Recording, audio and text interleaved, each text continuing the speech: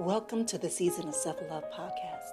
I am your host, Nyomi Banks, and I am thrilled to have you join me on this transformative journey. You see, every day we dive into a powerful conversation about self-discovery, healing, and empowerment. This podcast is brought to you by Ask Nyomi and Elevate Me Self-Discovery, where we believe that loving yourself is the first step to living a fulfilling life. You can expect insightful discussions, practical tips, and inspiring stories. Plus, we'll occasionally welcome special guests who will share their unique perspectives on self-love and personal growth. So get comfy, grab your favorite beverage, and let's embark on this journey together. Because it's time to embrace the beautiful person that you are. So let's elevate our lives one episode at a time. Now let's get started. Hey, my beautiful souls, and welcome back to the Season of Self-Love podcast. I am your host, Nyomi Banks, and today we are diving into a very crucial topic that resonates deeply with our ongoing series, Healing Beyond Betrayal. But today we are focusing on the delicate dynamics of communication with preteens, an age where where trust and understanding start taking a more complex shape. And I'm thrilled to have with us Mr. Aurelius-Higgs, a seasoned family coach and therapist known for his profound impact on family communication. But first, let's take a quick break, and then when we return, we'll bring back Mr. Aurelius-Higgs with us to join the conversation, all right? It's your girl, you got it, Nyomi Banks here on the Season of Self-Love podcast, and we'll be right back. Washington Wellness Institute focuses on healing always. For me, if I look good, then I feel good. If I feel good, then I share the good. If I share the good, then I celebrate the good. If I celebrate the good, then I live the good. So I can be paid to be my greatest. But I have to learn the good to be the good. So, what does it take to be the greatest? It's as simple as a free 15-minute consultation. Be kind to yourself and heal always.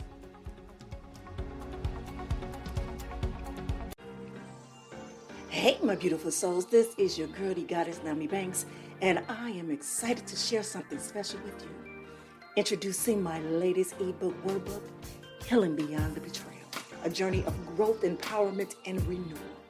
In these 55 pages, I offer you insight, heartfelt stories, and practical worksheets designed to guide you on your healing journey. So if you experience betrayal or you are seeking personal growth, this resource is made just for you. You see, it's time to reclaim your power and embrace renewal. So you can get your copy by visiting the seasonofselflovepodcast.com. And as a thank you for being part of our community, use the code HEALED09 at checkout to enjoy a 15% discount. So let's embark on this journey together because you deserve to heal, grow, and thrive.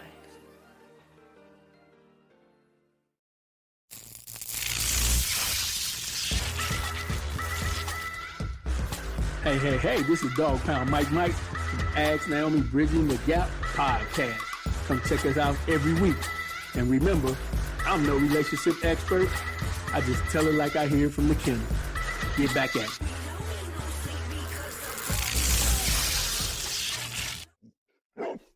All right, welcome back to the Season of Self-Love podcast. I am your host, Nyomi Banks, and today I am so thrilled to have with us Mr.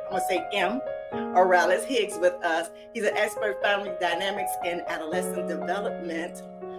Hello, how are you? Hey, how you doing, Nyomi? I'm well. I'm doing well. I'm excited for this one because as we talked before we got on, I have a preteen, but I've been through it twice. Mm-hmm. And each time is different. So I'm excited for this, as well as I want to ask some questions with our series that's going on right now. It's called Healing Beyond the Betrayal as well. So I want to know what you do with the preteens, but also I want to kind of mix that in a little bit too, as we know, as when we're younger, we go through certain things in life that sometimes it's hard for us to get beyond a betrayal that kind of stop us from our growth or our self-discovery on self. So I thought this would be a great way to have you come in where we can start right there at the ground level of things. Yeah. I'll follow your lead. You're the host. There we go. All right, cool. All right, so before we start this off, what I want to do is I want to start to clear our minds first and set the right intentions for what is short guided meditation, all right? All right, so what I need you all to do right now is just get yourself in a nice, comfortable position. Find a comfortable position, sitting or lying down, and gently close your eyes.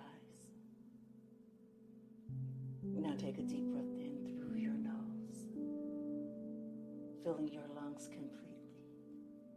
Now exhale slowly through your mouth and let go of any tension that you might be holding on to. Now inhale deeply again, feeling your chest rise and your body expand. Now hold it for a moment. And now exhale, releasing any lingering worries or distractions.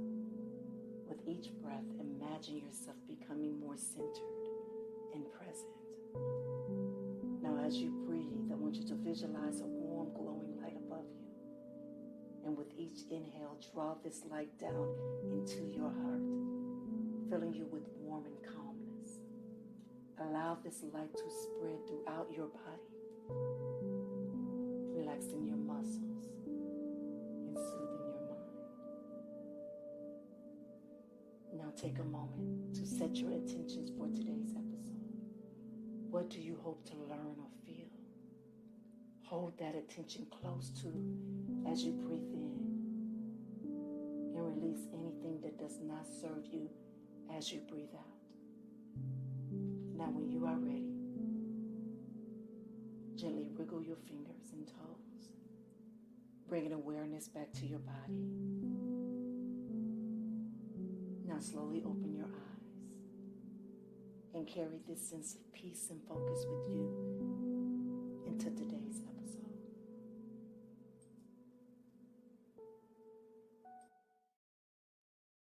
All right, well, thank you. Thank you for joining me, beautiful people out there, as well as you too, Mr. Mr. Higgs, Aurelius-Higgs. Is that what we're going to say? We're going to say Aurelius-Higgs today? You call me Marcus, Aurelius. Marcus? Okay, Marcus. Marcus, it's all good. Yeah. You're right there, Marcus. All right, okay, from there. All right, this is something, if you're new here to the Season of Self-Love podcast, this is something that we do every day, Monday through Friday, to where, we help ground ourselves first before we get into our episode so we can be prepared and ready, and we set the intentions just like we did today. For you, Marcus, could you share with us a bit about your work and what inspired you to focus on preteens? Yeah. So why preteens? I have a journalism background, communication, that I got. And right from then, I traveled to South Korea to actually be a missionary teacher. And so I was there, and then I taught in Spain, Saudi Arabia, and Thailand. And I worked in the classroom. And I say, I really do love people. Like, I sincerely love people, and I don't love your kids as much as you do.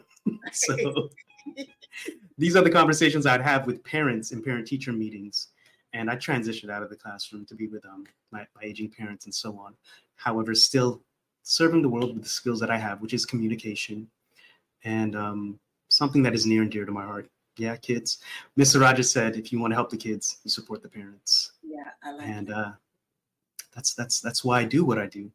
And specifically why preteens? Because those are the formative years where we're gaining our understanding of life. When we go through stressors or changes, that's when we learn who we are. Okay. And this is one of the first identity breakings of our experience, going from dependent to independent, with those adolescent years. And if we can have an impact there, you can prepare them for the other stressors that are going to inevitably come. Yeah. Right. So let me ask you this. What are some of the common challenges that parents face during this transformative years? I should ask you, like, should sit at your feet.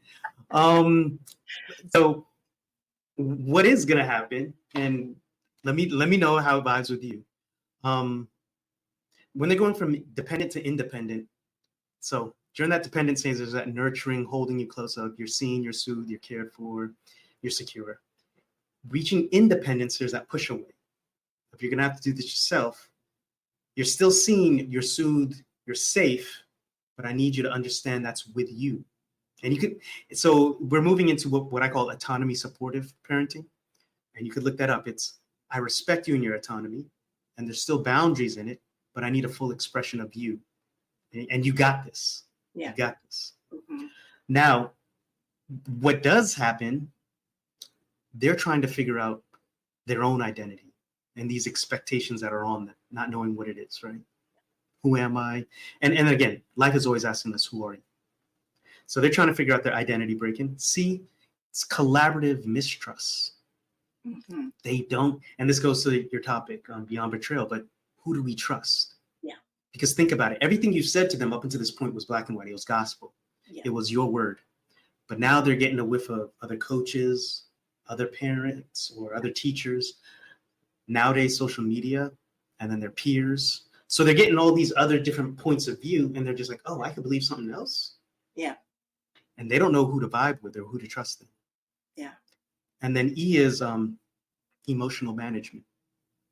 Because biologically, they are dumped with a lot of, hormones, but then also the highs get high and the lows get low in regards to sensory details and so on. So they're out there trying to figure out, or they're gaining the pleasures of life, which is, it's just like, they have to test this, they have to taste that, they have to see what is, so that they can figure out who themselves are, who they are.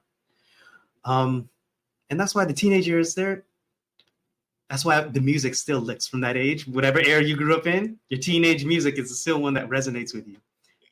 A lot is going on, and it's a part of the process. It's a part of the process.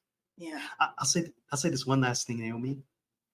There's this book it's called The Breakthrough Years by Ellen Galansky. The breakthrough years. Okay. Yeah. She said when parents were describing kids or teenagers, adolescents, one common word that they used was immature, right? Mm-hmm. Now, when you think about it, we're expecting them to be adults or act as adults, and that's why I'm calling them immature. Mm-hmm. However, when you're speaking about a child or a toddler, you don't say they're an immature child. You don't say a child is an immature teenager. Right. It's like there's an expectation for this phase of life. And if they're living into those expectations, it's like they're going through their growing pains. They're going through what life is, and we're there to support them. They're not necessarily immature, but there is some growing they need to do. Right. Yeah. But let's respect that. When I say respect that, let's hold some compassion for that. Right. Yeah. I like that. Also, when I read your whole profile, you have this, it's called Show Up Framework. And I was very intrigued by that Show Up Framework. So what I want to do is, because I do have a lot of parents that do have, children that are between the ages of 10 and 18, I believe that is. Mm-hmm. And so I would love for you to kind of break it down on what that show framework is. So I want to kind of dive in. So I want to start off with this one. We'll start with strong identity as the first component. Mm-hmm. So how does that help in healing and communication? Yeah. So the Show Up framework it's really about being human, actually. That's what it is. And I say I work with the parents to put their oxygen mask on first. Mm-hmm. And the same principles I work with them it's how they work with their kid in their dysregulation. Mm-hmm. But all behavior comes from an identity. And we are the stories we tell ourselves, basically. And what I do is I start with virtues and values. And really what virtues and values are is, the virtues are with all people, all faith beliefs, whoever you are, you have virtues. Mm-hmm. To be human is to have virtues. And this comes from positive psychology. VIA's virtues in action. You can look this up. They're with all people, but there are 5 that are expressed mostly with everyone. There are 5 that are uniquely yours. Things such as creativity, such as leadership, determination, something like that. And then values are what's important to you. Could be finances, could be family, could be friends or fun. Like everybody has values. When you can see a person's virtues and their values, you're speaking a relevant message that's relevant to them. You're speaking to their identity. And that's when they feel seen. And it's just like, oh yeah, we say, once I did bad, heard it forever. Twice I did good and heard it never. Like, let's speak life to what we want to see, because people move towards our expectations. And if you meet somebody in that, like, they'll meet you where they'll move towards your expectations, right? Right. Yeah. So moving to whole space. I like this one. Moving to whole space, collaboration, open up communication. It seems to be very, very crucial when fostering that understanding. So can you help us, sister out? I got you. I mean, it's just a moment, but I'll do what I can. Yeah. Oh man. Well, not having that much context, but I'll see what I can say. Whenever we're going through stressors, life is about stress. Yes. To live is to be stressed, but then there's a stress that come out of the blue, and then to expand, if we want to grow, we're going to go through some stress. When kids go through it, or especially adolescents, before they have lived experience, they're thinking, what's wrong with me? And you want to tell them, hey, baby boo, nothing's wrong with you. Like, life is lifing. Yes. And let me hold space for collaboration and critical thinking to help you think through this. That's when kids are thinking, what's wrong with me? And you say, nothing's wrong with you. Let's talk about this together. We'll come up with, you actively listen to understand from their perspective. You give some insight and you say, let's solve this together, and I'll support you along the way. And then you move forward and you try the solution for a time, and then you revisit it. Yeah. It's called collaborative problem solving, but this is what life is. We're here to support each other. Yeah. And some people don't get that. But, yeah. It's funny because I have three girls, 10 years apart. So we're like, three of them 10 years apart. So with my first one, I was a 19-year-old mother. So, with that one, she was growing with me. So I had no tools, no skills, no anything really in her preteens before in her preteens. With my second baby, now I've known because, I kind of, use her as. What is that? You said sorry. I don't know what you're saying. Sorry, but what? Say what? Rehearsal. Hold on. I'm the last of 4 boys, and I always tell my older brother, kids are like pancakes. You get to throw out the first one. But and you gotta say sorry. You was doing the best you can. I mean, go on. I was doing the best I can, but then my second one, I kind of took whatever I thought that I did wrong with the first one. I made sure that the second one had every and all, and even my ear. The first one didn't have my ear as much back then. She has it now, but back then she didn't have my ear to where I wasn't allowing her to have a voice. And as you say, I wasn't holding space. So I would tell her, it was like more of, you got this, you just gonna do, you can do it, and that's it. There was no explanation to it at all, or what. It was just like, let's go, we gotta get it, we gotta, do this. To where the second one, I was more with the gloves on, with the kid gloves on with her. And I was holding, now let me say this, and maybe you can help me out with this. I was holding space with her. Okay. I was holding space with her, and I was listening to her. But what she told me a few years ago is that even though the words that I was speaking to her were positive and speaking into her, she still felt pressure from those words that I was speaking into her, because she thought that's who I wanted her to be. So when you had spoke earlier about us putting things, I didn't realize that I was doing that. I thought that I was speaking positive into her and allowing her to grow to where she was, but she didn't receive it as that. She received it. That is where I wanted her to go to be. Now, this third one, This last one that I'm holding space with. Remember that saying when they say your mom, when they tell you you're gonna get what you gave your mom like 10 times. Yeah. It's all coming back now.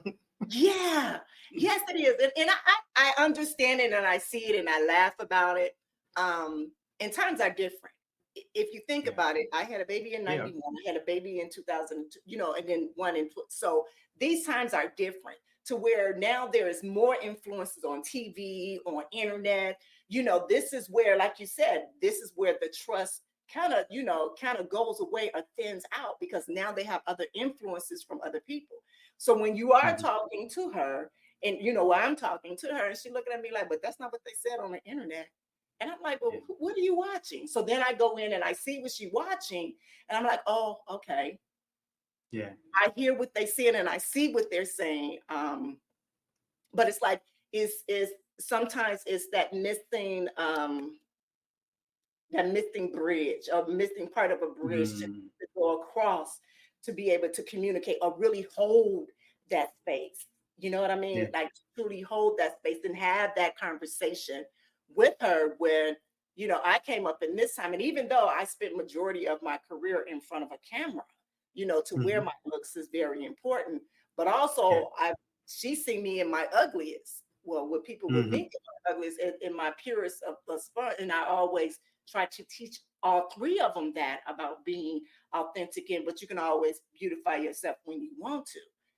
It's like, how do you, especially in these days of time, when influence, how do you hold space with, especially women, especially young girls, especially women? How do you hold space with them when there are millions and millions of other influences that are out there that tell them something differently than what you speak or what you hold space for as a parent? Yeah. Okay. All right. That's a challenging question, and I'm up for the challenge. I'll preface this with a book. It's called Untangled by Lisa DeMont. It's talking about the special challenges that a girl has when she goes through adolescence, right? Because, man, there's another book called The Anxious Generation. And this last daughter was grown up in the internet age, social media. And the vicious thing about social media is it affects girls more than boys. Yeah. And let me tell you how. Women, their commodity, not commodity, but their currency is reputation and image. Yeah. And on the internet, it's easy to destroy somebody with a story, especially when they're not there to defend themselves, and plus when context isn't given. Yeah. So that's when, like I said, we are the stories we tell ourselves. Try not to live in the stories of other people, because other people are trying to tell stories about you. And it's just like, how do you, if you can know who you are, Dolly Parton said it beautifully. He said, figure out who you are and do that on purpose. Yes. And then people are going to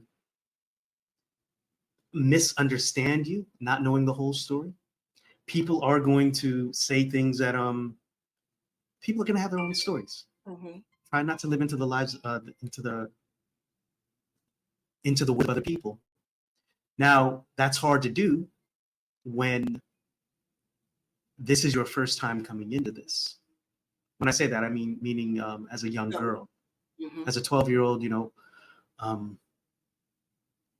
there are unique challenges for this age and this generation. As a parent, trust is built back over time. And this comes back to the theme of beyond betrayal. When betrayals do happen, it means this person didn't do what I expected of them. And if they care about this relationship, they'll try to restore it, repair, and reconnect. That's one thing we teach in relationships. There's conflict in every relationship.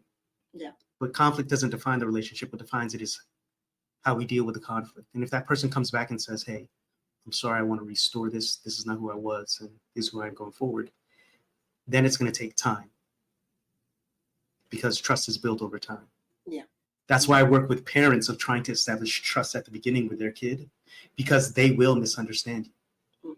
We were all kids. We were all teenagers. They will misunderstand you. That's inherent. That is actually part of the journey. Yeah. How do we still stand by them, support them, and help them work through their stuff while we're trying to work through our stuff. Mm-hmm. But that's the quiet part we don't say out loud, but it is the part that we have to own. And that is, hey, we're trying to work through our stuff, and I'm going to help you as best as I can. It's not that I want my kids to have a better life than I do. I want them to manage stress better than I did, because there will be stressors that they will have to manage that aren't mine. Right. But that's what it is to be a parent. Yeah. Yeah. I love that. I answered many different things. I hope I satisfied the question. Actually, you did. Hold on 1 second, please. Hold on 1 second. Oh, my. You say actually I did? Yeah, actually you did. Yeah, actually you did. You know, a lot of the things that you say, this is something that, like, I parent all three of my girls differently. Even my 32-year-old, I still parent her. I'm going to be her parent until the day that I leave this earth. Yeah, until you don't. And my middle one, the same way. She just turned 22 about a week ago.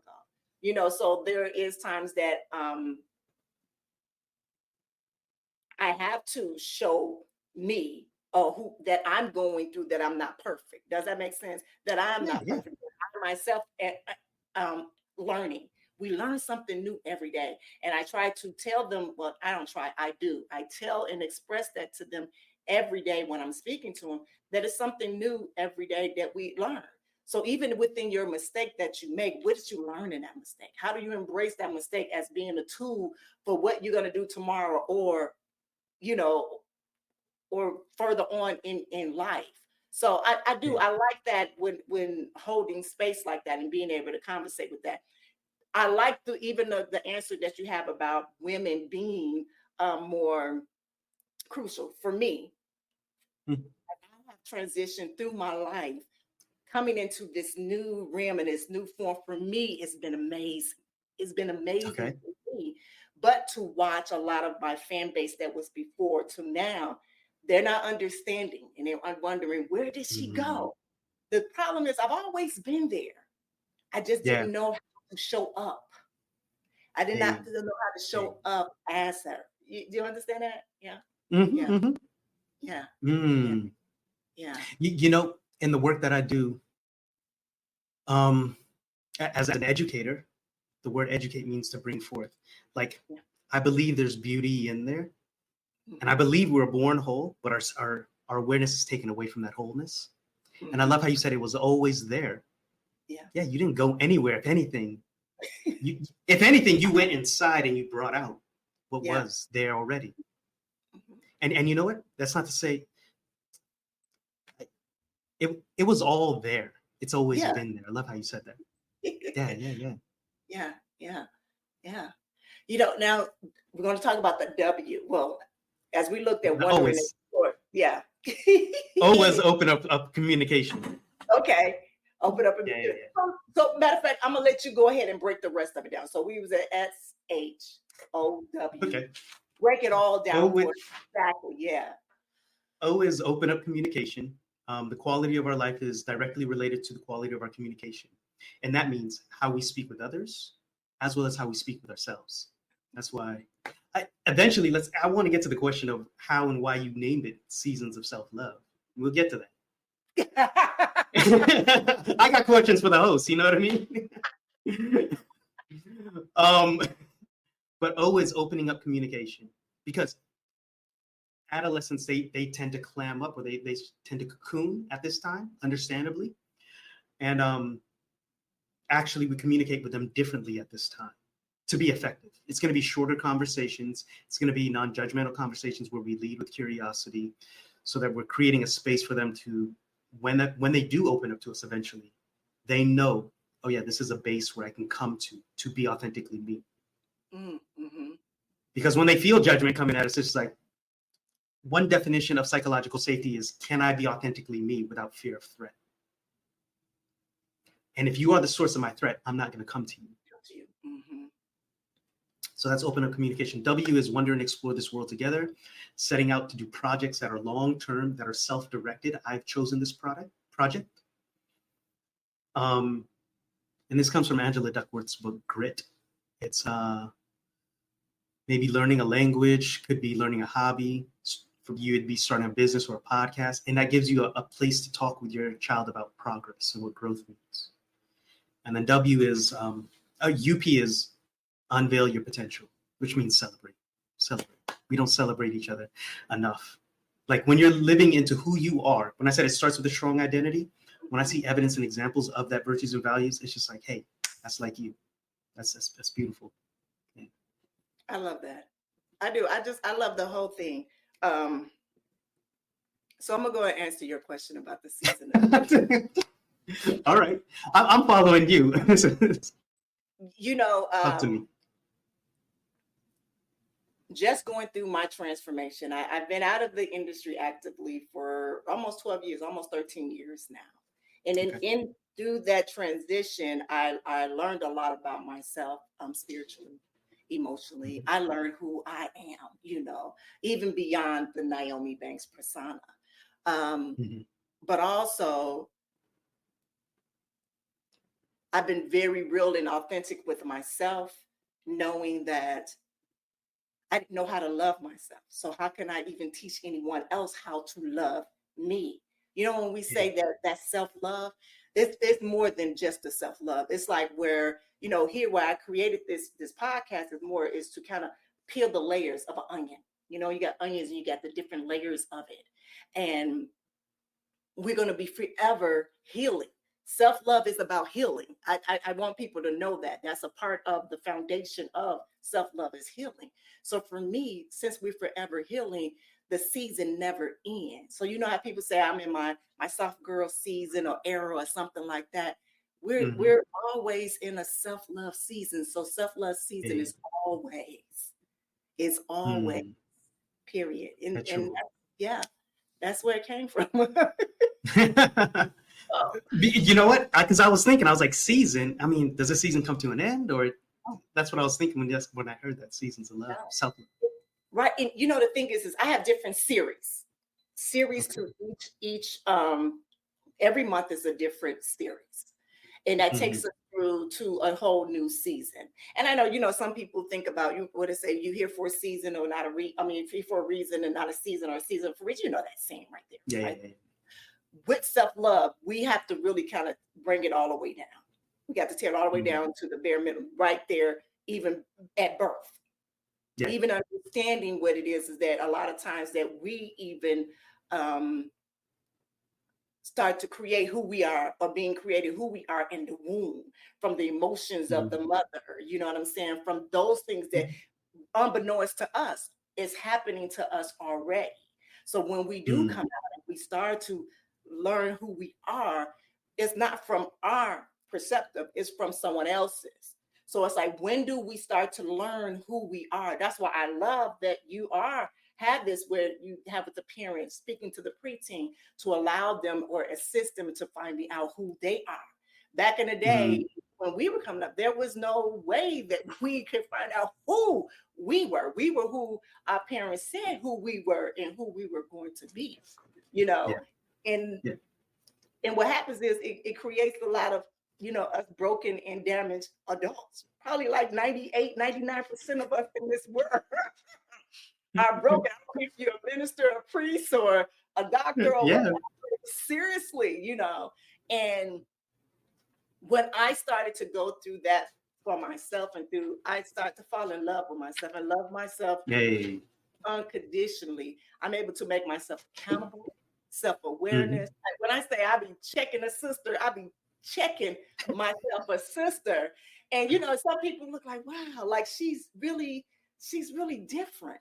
And it's like, yeah, I am different in the way that I just shine, because I'm sure of myself, but also I want a lot of other people to be sure of themselves. I want a lot of people to understand what loving is and loving yourself, because once you start to do and love yourself really, man, those words that people speak to you will change, because they know that they say that to her. I'm like, hold on, wait, there's something. Oh, wait, I'm getting. Ooh, you know? It's a different vibe. Yeah. I want some of that. Yeah. You know, one line I have is, true beauty doesn't ask for attention. True confidence doesn't seek validation. because it knows it is. Yes. Yes. You said a lot there. Let me ask you this. What does love mean to you? Ooh. What does love mean to me? And I have an understanding, and I'm gonna share my understanding of what love means, and then I'm gonna tack on what self-love is, because I believe the same love that is directed in is the love that is directed outward. You are the universe experiencing itself. Yeah. And if you don't understand how to do this, Mhm. that creates a funky expression of this love out there. Yes. Yes. But I'm asking you, what does love mean? Because I want to gain like different perspectives of love. And I'm gonna share with you what I've learned along the way. No, for sure. And there's a few words.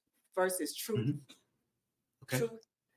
And my truth is with my authenticity, with that. Mm-hmm. Another one is my vulnerability. My vulnerability. That means to be open.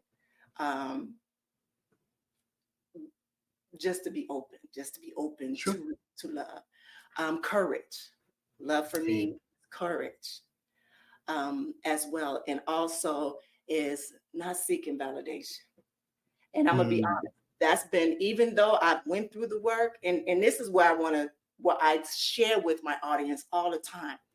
Every day is not a perfect day. Some days you will go back to where you are seeking that validation, or you are seeking this from other people. The thing is that awareness, you are aware of those things. So for me, it is mine is truth, my truth, my authenticity, my courage. That's me. What my love means, because that means I can love another person the same way that I love myself. So that's even in the imperfections. You know what I'm saying? So my truth is my imperfections. My authenticities are my imperfections. My courage is loving myself regardless of my imperfections. So yeah. I love that. I love that. Because you can't express love. I love that without opening up, without being vulnerable. But then it knows it's the fullness. So regardless of whatever received, like, no, I'm still love, which is, I say resilient. I say even love is stress progressive. Like if it's stress, it's like, no, I'm love. You can't do nothing to this. I am. So when I think of love, it's love is an action. Love takes the initial action for the well-being of something else. Oftentimes not expecting anything in return, but it takes the initial action because it's worth it. What love does, it sustains life, and it takes that action first, right? Now, putting that onto self-love, I'm taking this action for me because I'm worth it and for my well-being. Yeah. And and I'm doing it because I'm worth it, not because I need anything else. It's because, and that's where it's self-fulfilling. It's no, I'm the fullness of this. Yeah. And when you can do that, you can express that out here, and regardless of where that love lands, if it's received or not, that sounds like a you problem. Right. But I know me right here. This is love, and you get it back. And you're right. When people experience it, you can't be what you can't see. So when they see it, they're just like, "Yo, that's dope." Okay, tell me about that. Tell me about that. Yeah. I'm preaching to the choir. Hold on. We do that a lot here. That's all right. We do that a lot here. All right. So actually, we about to wrap it up. That's really I'm on your clock. we really, so as we wrap this up, is there what final piece of advice will you give our listeners on navigating their healing journeys from betrayal to particular in family settings? One, I don't give advice unless I'm asked, just to be honest. And because I need to know context, one, and two, if the person is actually because I respect the wisdom that is with the person. Yeah. Okay. And I will talk with it. I'll talk with you through it to help walk you to where you believe you need. Now that said, betrayal, to be on topic with betrayal,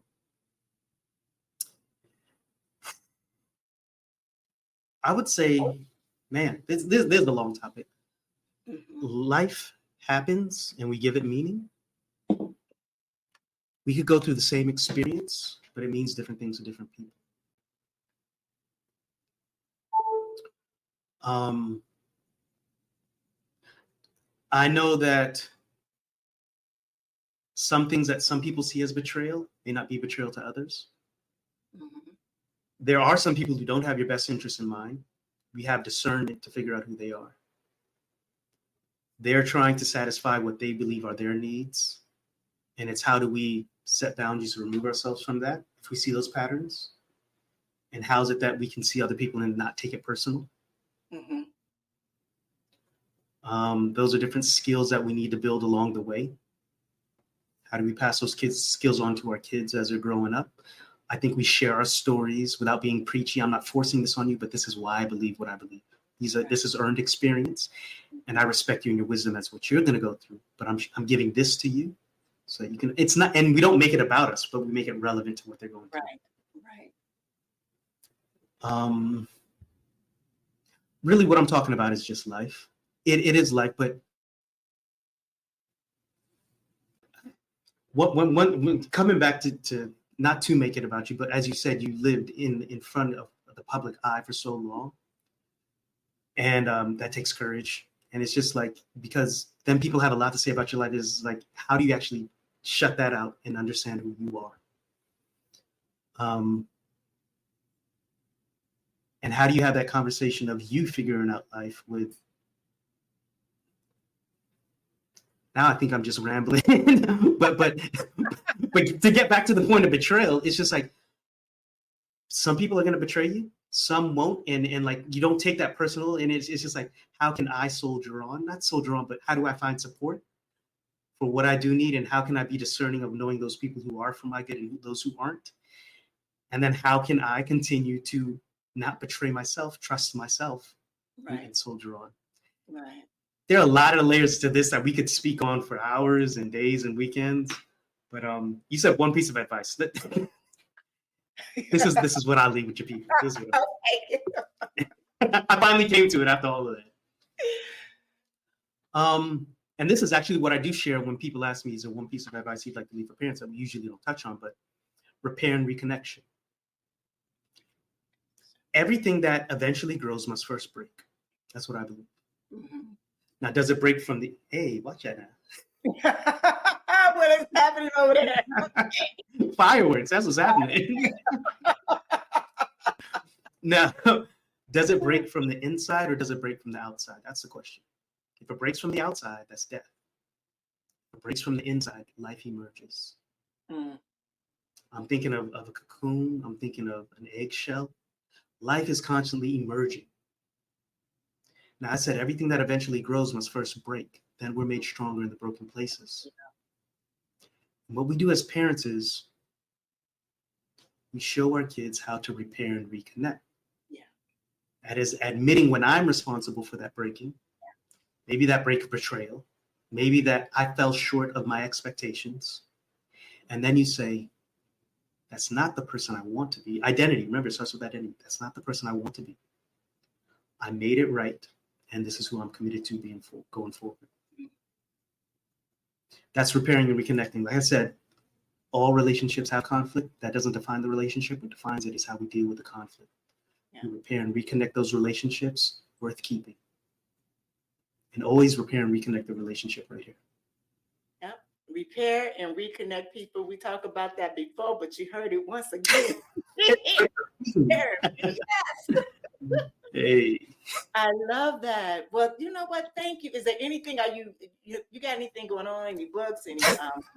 I got life going on. Come on, say it. You know, if it's something that you want, so people can really go out there and get the information. Because I mean, like you said, we don't have enough time to really touch base. That's why I made this a whole month-long series, because so much to to really get into it. But what do you have going on? You know what? I am launching a new cohort to find case studies for the Show Up framework. So if you go to marcushiggs.com, you can reach out to me there if you want to work together. But then on LinkedIn is where I hang out. I'm not so much on other social media. Okay. You'll find me.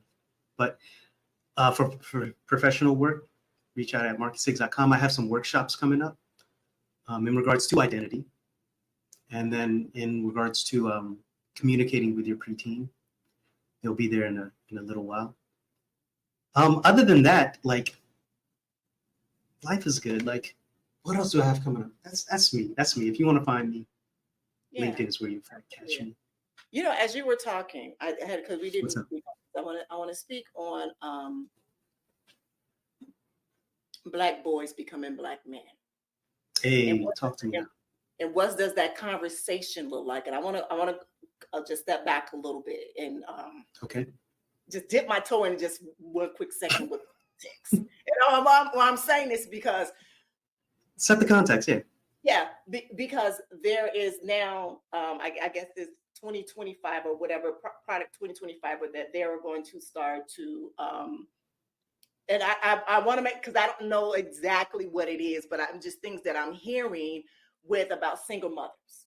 Single mothers, Okay. a big thing with single mothers and parenting little Black boys. Let's put it that way. For you, what have that looked like for you in counseling and having a communication between the parent and the single Black boys? What are the little Black boys in this day and time? Okay, so thank you for bringing that up, because there's no meaning without context, and being Black in America is a whole different context from just any general context. Yeah. I did grow up, I'm in the Bahamas now. My dad's from the Bahamas. I went to school in Alabama, was born in California. Okay. And I do identify as American at times. At other times, I love you, America, but it's all right. I have been a Black male in America, and I've had those conversations. I want to first say we don't parent as individuals, we parent in pods. And that is to say, find the other people inside your child's life who they can trust, because you may not be able to give them everything they need. And I'm talking about two-parent families as well. I'm talking about, like, this is, as humans, we find our needs in different people. Yeah. And what your child does need is an understanding. Again, you can't be what you can't see. So try to find people who can actually bring an image of who you want them to become. Mm-hmm. Speak to, again, it's bringing an identity to that boy of, this is who you are, and this is who I see you becoming. And it is your choice, because one of the strongest, I wouldn't say reprimand, but when I was in the classroom with my fifth graders, one of the strongest things that I've learned was when you ask a person, is this the type of person you want to be? Mm. And you don't say that from a place of judgment, Mm-hmm. but it's, I'm recognizing your authority in how you are going to live your life. Mm-hmm. And you get to choose who you are. Is this the type of person you want to be? Now, that said, again, hold them in high esteem, because there's a lot of America who's constantly trying to show them what their value is, where it's like, no, you're more than that. Right. At least, you know what? Other people might hold beliefs. Right here, if ever you forget that, I hold that belief for you. You're more than that. And I'm going to hold this belief for you until you believe it. Sometimes it's hard to do that, but I mean, again, I think I say it many times, this is life, but but life is beautiful like that, I think. What advice do I give them? Life supports those who support life. There's a support system for you out there. Hold them in high esteem. Put them in circles and communities where they are in high esteem. Places that are pro-social, and when I say pro-social, where they're actually working for the betterment of other people. Because I think that's one thing that, as males, that's what's creating the loneliness epidemic, if you will. We're not learning how to care for other people. Changing the conversation about what it means to be nurturing and masculine. It doesn't have to be binary. You can have both of those. There's a lot to say on that, Naomi. But I hope some of that might help the single mother out there and the other families out there, like anybody. Because you know what, Naomi, what I do have going on, I went to an HBCU. I went to Oakwood College, Oakwood University in Alabama. Okay. And I'm working with my friend Emmanuel on creating a community for fathers to speak love and affirmation to their sons. Emmanuel, he's my best friend. He has a son, Lucas, and we're starting a podcast, and it's called Young Man, You Are Loved. I love that. So that is, you know what? Look out for that. Look out for that. I'm telling the audience now. And when it comes out, if I'm welcome back, I'll speak specifically on that topic. Definitely. Yes, most definitely. You know, when you said that, I have loved one family members that they're much older now, but I know this is something that they needed to hear. There's something that they needed to truly hear, because as you said, for men, it's very hard for them to, I don't want to say love, but just show those emotions to someone else. Yes, it really is, because it's been taught to them, you know, that we're supposed to be hard. We're supposed to take care of the household, and that's it. That there is no loving, there is no connection that they have. And I'm not saying all, but that is the gist of what it is, you know, when it comes down to males, period, especially Black males. You know, so I'm glad that you and your friend are please share that. When you do, let me know, and I will blast it on out there. Really. Yeah. You know what it is? It's what you said. The word vulnerable means open to be hurt. That's actually what vulnerable means. I'm able to be hurt. And oftentimes, male or female, however, the reason we shield or we close up is because we don't want to be hurt. And that's when we stop being vulnerable. But you cannot love without being vulnerable. You cannot expand and grow without being vulnerable. No. So it's when you understand I can be hurt and I'm bigger than that hurt. Yeah. I can alchemize that hurt. Yeah. Matter of fact, that hurt, I recognize it and I keep on moving. I'm expanding. Yeah. Well, great job.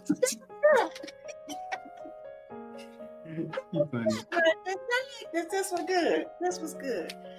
All right. Well, again, thank you. Thank you so much for sharing your wisdom with us today. And to my listeners out there, I want you to remember to check out Marcus's work on his website and follow him for more insights. And don't forget to tune in tomorrow for another enriching episode. So until then, keep embracing your journey with love and courage. All right. Thanks for joining us this season of Self-Love. Share, subscribe, and join us again. Have a good one.